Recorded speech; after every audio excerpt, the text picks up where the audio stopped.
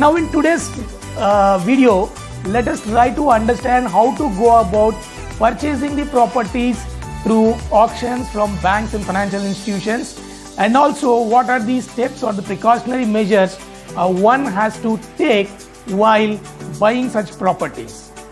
As you know very well, whenever the borrowers default on their repayments, loan repayments, the banks are forced to initiate recovery proceedings, and even after initiating recovery proceedings, if the borrower fails to respond to such proceedings and if the borrower fails in repaying the outstanding dues, then the banks will be compelled to put up such properties which are mortgaged under such loans for auction sale, and through auction sale whatever proceeds that will be realized, they adjust it towards the outstanding dues and then accordingly close the loans.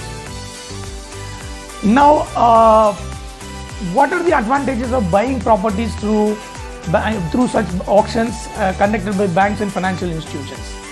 One is that most of these properties, whenever they come, they are put up for auction. They are put up at a price which is slightly lower than the market price. A reason being, these are distressed properties. Second important thing is that since the banks are putting up these properties for auction sale, the banks have to follow the due diligence in terms of the marketability of the property and the title, whether the title is clear or not. So they have to get the due diligence done, and only then they put up the property for auction sale. So as a buyer, you are assured of getting a clear and marketable title of the property which you are purchasing through auction sale. And second thing is that it's most likely that you are getting the property at a price which is 20 to 25% lesser than the market price. Now, how do you go about participating in such kind of auction sales?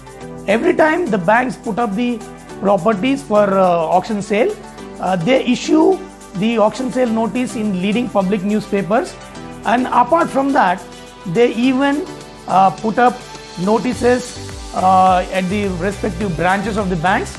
And the third thing is they even make these notices available on their website. So one can visit their websites and check about such auctions, and they can participate in such auctions and get these properties. Now, whenever the banks put up the properties for auction, they have they fix up a specified date by which they call for the bids, and in the bids, one has to submit even earnest money deposit, which is in the range of around 10% of the auction sale value of the property, and then submit the bids. And these days, of course, you can either submit it physically. These days there is an option. Most of the banks are going for online auctions, so you can even submit the your bids through online.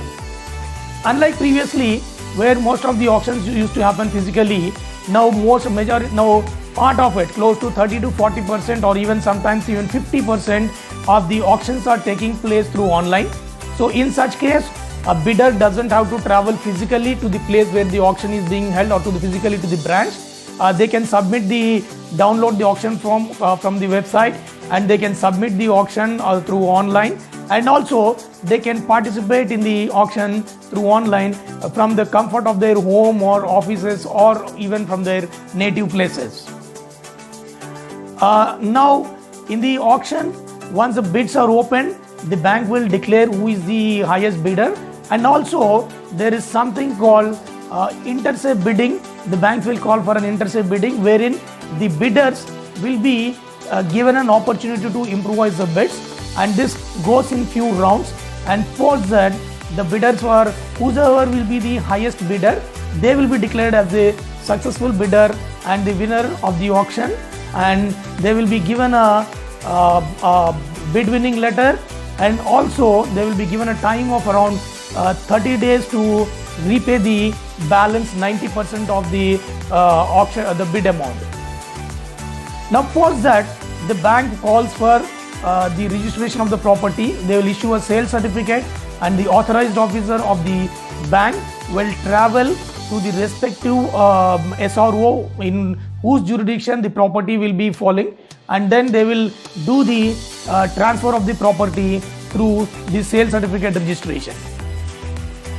Now thereafter the property gets transferred in the name of the successful bidder. However, and subsequently the bank will hand over all the documents, the linked documents pertaining to the property. However, it is advisable that the bidders take few precautions while participating in such auctions.